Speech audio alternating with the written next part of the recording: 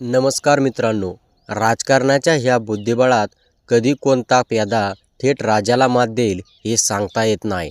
आज आपण अशा एका राजकीय भूकंपाची इनसाइड स्टोरी पाहणार आहोत, जी आजपर्यंत अत्यंत गुप्त ठेवण्यात आली होती.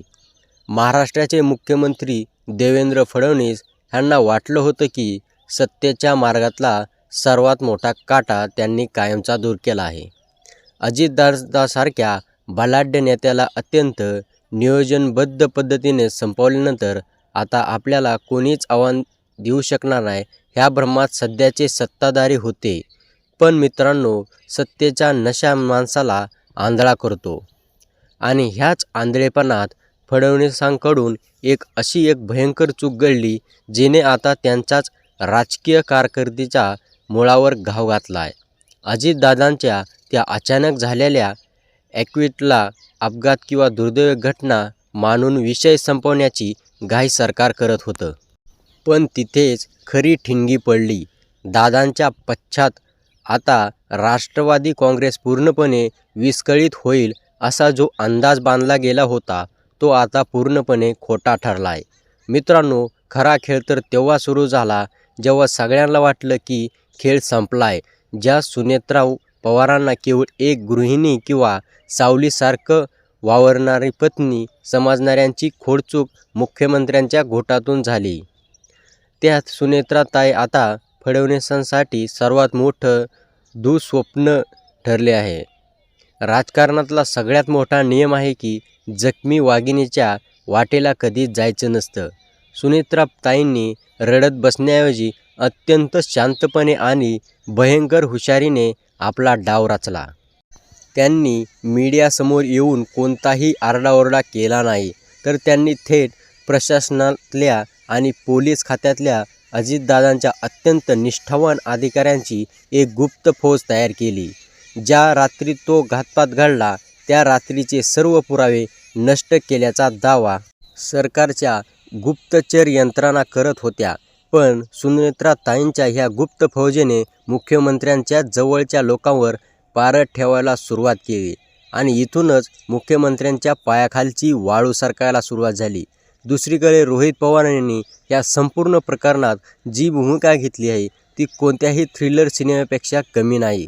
रोहित पवारांनी थेट परदेशातून काही निष्णात सायबर तज्ज्ञांना प्रचारण करून एक समांतर तपास सुरू केला. सरकारने जे CCTV फुटेज आणि मोबाईल टॉवरचे लोकेशन डिलीट केले होते, ते सर्व डेटा रोहित पवारांच्या टीमने सॅटेलाईट ट्रॅकिंगच्या माध्यमातून पुन्हा मिळवला आहे.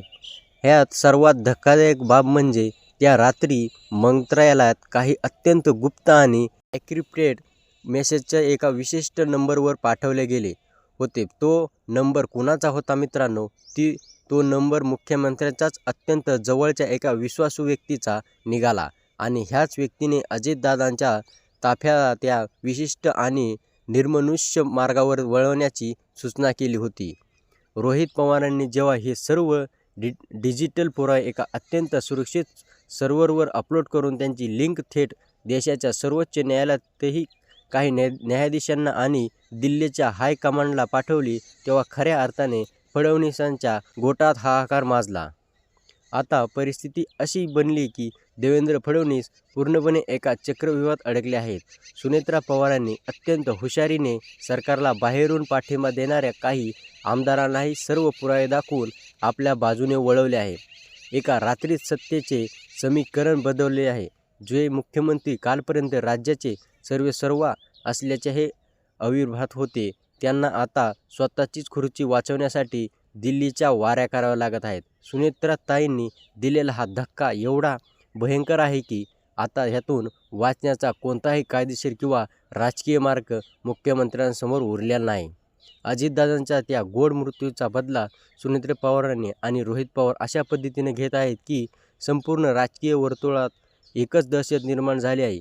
सत्तेसाठी रचलेला हा भयानक कट आता खुद्द सत्ताधाऱ्यांच्याच गळ्यातला फास मानला आहे. इथून पुढे ह्या गटात जे घडल ते कोणत्याही हॉलिवूडच्या सस्पेन्स थ्रिलरपेक्षाही भयंकर आहे. तर मित्रांनो, ह्यावर तुमचा विश्वास आहे का?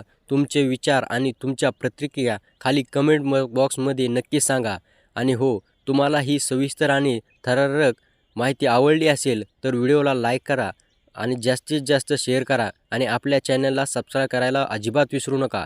तर भेटूया अशाच एका नवीन आणि खळबळजनक विषयासह पुढच्या व्हिडिओमध्ये. धन्यवाद.